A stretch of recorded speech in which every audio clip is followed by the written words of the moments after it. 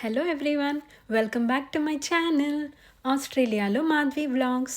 ఇవాళ అయితే క్లైమేట్ చాలా కూల్గా ఉన్నింది. సో నాకైతే ఏదైనా స్పైసీగా తినాలనిపించింది. సో ఫ్రిడ్జ్లో చూస్తే స్వీట్ కార్న్స్ ఉండే. సో స్వీట్ కార్న్స్ని అయితే బాయిల్ చేసేసాను.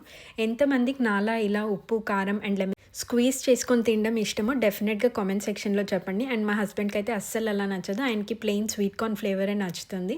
అండ్ ఇవాళ డిన్నర్లోకి అయితే ఒక కొత్త డిష్ ట్రై చేశాను అనమాట, మష్రూమ్ ఎగ్ కర్రీ. నేనైతే ఇది ఫస్ట్ టైం ట్రై చేయడం, చాలా బాగా వచ్చింది రెసిపీ అయితే. సో ఇంకా అలా వేడివేడిగా అన్నం వడ్డించుకొని అండ్ కూర కూడా వేసుకున్నాం అనమాట. బాయిల్డ్ ఎగ్స్ వేసినందుకు ఏమో చాలా టేస్టీ ఉండే.